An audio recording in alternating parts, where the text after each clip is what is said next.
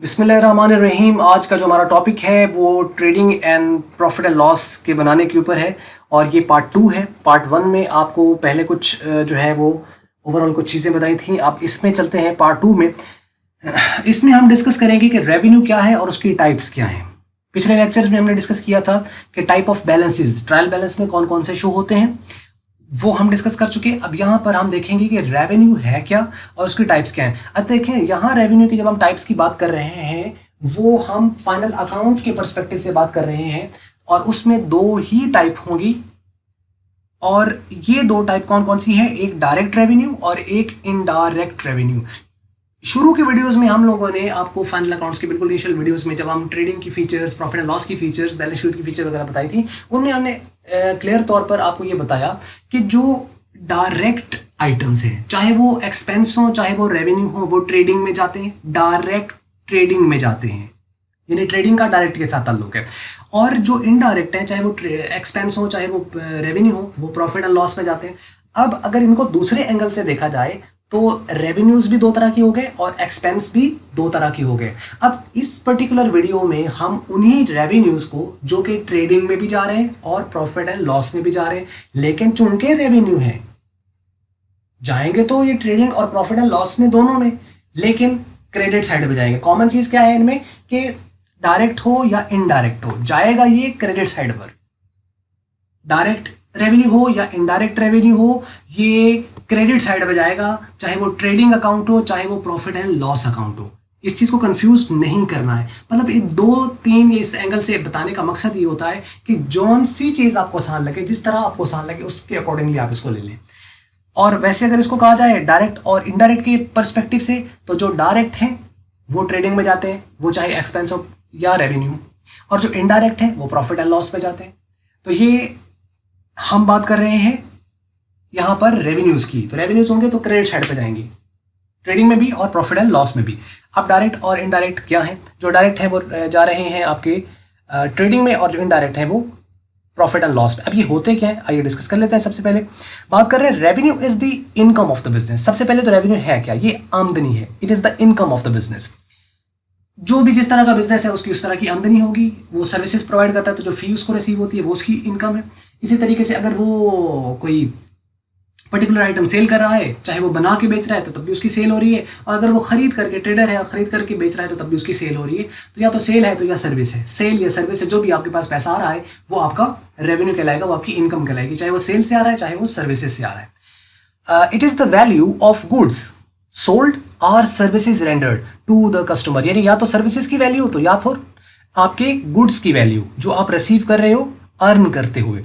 More the revenue of the business more the chances of the profits of the business. जितना ज्यादा revenue होगा, chances profits के उतने ज्यादा हैं कि मतलब आपके पास रेवेन्यू बढ़ता जाएगा तो प्रॉफिट भी आपका ऑब्वियसली इंक्रीज होगा। अगर एक्सपेंस आपकी वो कंट्रोल्ड में रहे, एक्सपेंस बढ़ते हैं तो आपका रेवेन्यू को कम करते हैं, तो बाकी उनमें दोनों में ये एक रेशो है। Anyhow main the revenues are divided, mainly the revenues are divided. आप इसको यहाँ पे ये कर लें, mainly the revenues are divided into two main categories। आमतौर पर यानी इसको दो कैटेगरीज में डिवाइड किया जाता है। एक को कहते हैं डायरेक्ट रेवेन्यू और एक को कहते हैं इनडायरेक्ट रेवेन्यू। अच्छा, अब देखें डायरेक्ट रेवेन्यू क्या है। The main source of income of a particular business is called direct revenue. किसी भी बिजनेस का जो मेन सोर्स ऑफ इनकम होता है उसे हम कहते हैं डायरेक्ट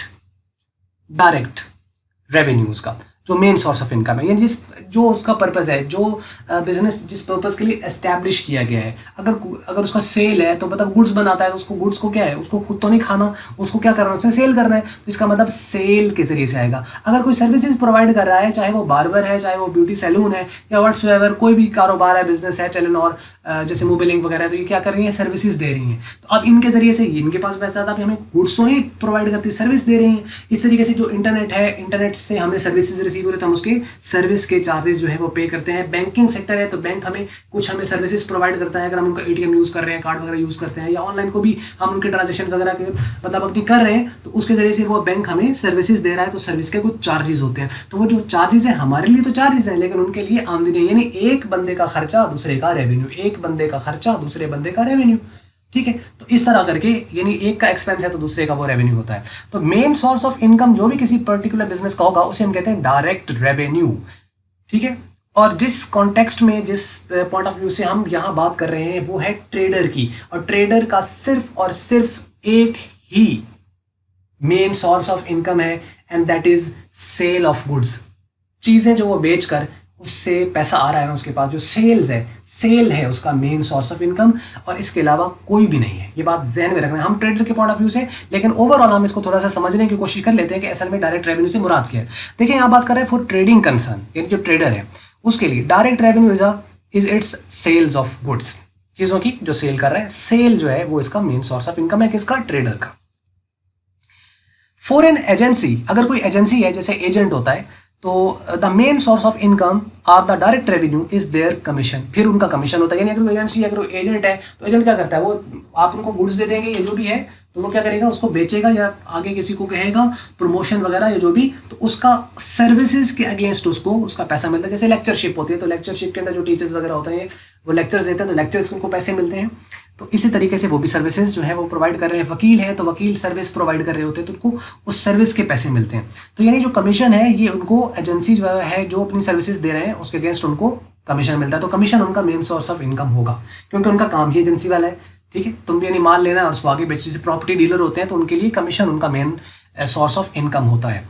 लेकिन यहाँ पे हम कमीशन को इनडायरेक्ट कंसिडर करेंगे, क्योंकि हमारा डायरेक्ट अल्टीमेट है और वो सेल्स है इस कॉन्टेक्स्ट में। बाकी वेरी करेगा ये, यानी एक बंदे के लिए अगर कोई चीज़ डायरेक्ट है तो वो दूसरे के लिए जरूरी नहीं कि वो डायरेक्ट हो, ठीक है। और एक के लिए अगर वो इनडायरेक्ट है तो जरूरी नहीं वो हर एक के लिए इनडायरेक्ट हो, वो वेरी कर सकता है बिजनेस टू बिजनेस। लेकिन जहां हम बात कर रहे हैं, हम ट्रेडर की बात कर रहे हैं, तो ट्रेडर के लिए डायरेक्ट सेल है, लेकिन उसके अलावा बाकी जो चीज़ें आप उम्मीद करें समझ रहे होंगे इन चीज़ों को, बाकी जो मैं कहना चाह रहा हूँ।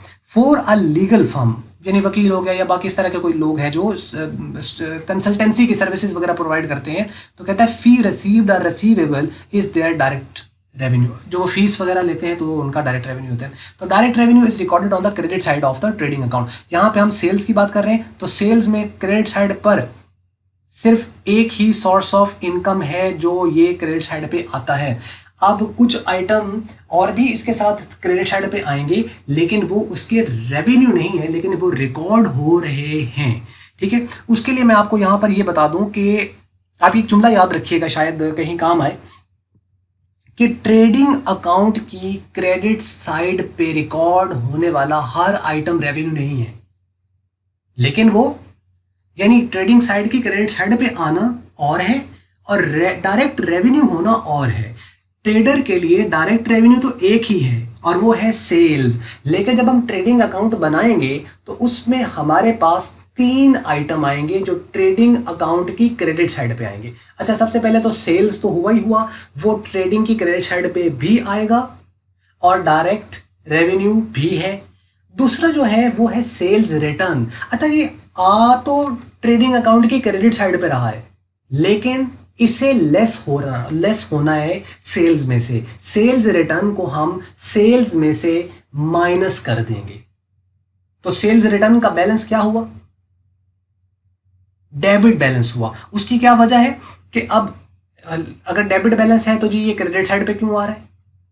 क्रेडिट साइड पे आ रहा है ना सेल्स रिटर्न, क्रेडिट साइड पे नहीं आ रहा। देखें, क्रेडिट साइड में किसी अकाउंट में से ये लेस हो रहा है। अगर ये क्रेडिट साइड का, अगर इसका बैलेंस क्रेडिट होता तो क्रेडिट और क्रेडिट तो ऐड होते हैं।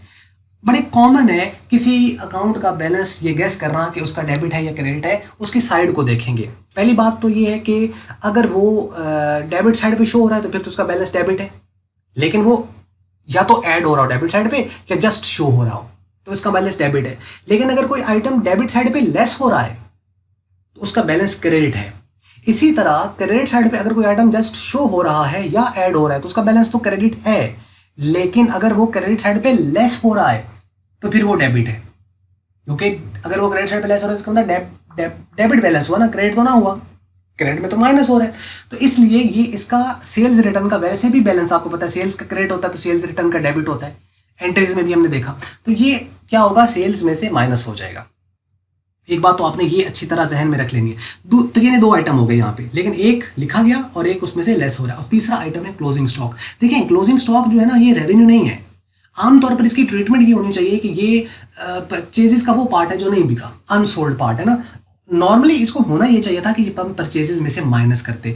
अब इसको अगर परचेजेस में से भी माइनस कर दिया जाए तो आपके आंसर पर कोई फर्क नहीं पड़ेगा, लेकिन कन्वेंशन ये कि बुक वाला या जो इस तरह की जो ट्रीटमेंट्स हैं फाइनल अकाउंट के पर्सपेक्टिव से, वो क्या करते हैं कि क्लोजिंग स्टॉक को ट्रेडिंग अकाउंट की क्रेडिट साइड पे लिख देते हैं। लेकिन this is not a revenue, ठीक है। ये सिर्फ क्या है, आपके एक्सपेंस को कम कर दिया उसने, आपकी कॉस्ट पे ये कम हो गया। तो इसे हम परचेजेस में से नॉर्मली माइनस होना चाहिए क्योंकि असल में परचेजेस का ये पार्ट था। लेकिन परचेजेस और रेवेन्यूज हम जो भी सेल्स और यानी आप यूँ कह लें एक्सपेंस और रेवेन्यू जो हम रिकॉर्ड कर रहे हैं वो मैचिंग प्रिंसिपल के मुताबिक रिकॉर्ड होते हैं, मतलब जिस पीरियड के उसी पीरियड के आने चाहिए।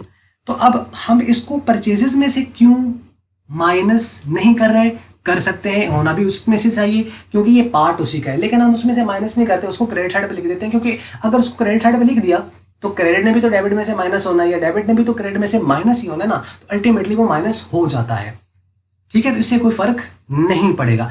बिल्कुल इसी तरह जैसे सेल्स रिटर्न है तो उसे हम सेल्स में से माइनस कर दें या हम इसे जो है वो ट्रेडिंग अकाउंट के डेबिट साइड पे लिखते हैं, लेकिन ऐसा करना नहीं है। सेल्स रिटर्न को सेल्स में से माइनस ही करना है आपने। तो ये बात आपको समझ लगी होगी जो मैंने आपको बताई कि ट्रेडिंग अकाउंट की क्रेडिट साइड पर आने वाला हर आइटम डायरेक्ट रेवेन्यू ही नहीं है। डायरेक्ट रेवेन्यू सिर्फ एक है, बाकी जो दो आइटम आ रहे हैं, एक वैसे डेबिट बैलेंस है जो कि लेस हो रहा है सेल्स में से, और एक का बैलेंस तो क्रेडिट है लेकिन वो रेवेन्यू नहीं है, ठीक है। इसके ऊपर हम डिटेल में इंशाल्लाह आगे भी बात कहीं ना कहीं करेंगे। तो ये बात आपको समझ लगी होगी डायरेक्ट रेवेन्यूज की। तो डायरेक्ट रेवेन्यू जस्ट एक है, बात ही खत्म हो गई कि सिर्फ है ही एक, इसके अलावा कोई है ही नहीं। और वो हम ट्रेडर के पर्सपेक्टिव से देखें तो सेल सिर्फ डायरेक्ट रेवेन्यू, और सेल के अलावा कोई भी रेवेन्यू आया तो वो क्या कहलाएगा?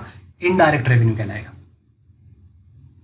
ले जी, इनडायरेक्ट रेवेन्यू के हवाले से अब हम देखते हैं आगे वो बात क्या कर रहा है। Revenue which is not the main source of income of a business is called indirect revenue. ऐसा रेवेन्यू जो कि मेन सोर्स ऑफ बिजनेस नहीं है, मेन सोर्स नहीं है, तो वो इनडायरेक्ट रेवेन्यू कहलाएगा। In other words we can say that the revenue which is not a direct is an indirect. जो डायरेक्ट नहीं है, सेल के अलावा कोई भी, चाहे वो कमीशन है, चाहे वो इंटरेस्ट है, चाहे वो डिविडेंड है, इस तरह का कोई भी है, तो वो हमारा क्या कहलाएगा? इनडायरेक्ट रेवेन्यू कहलाएगा।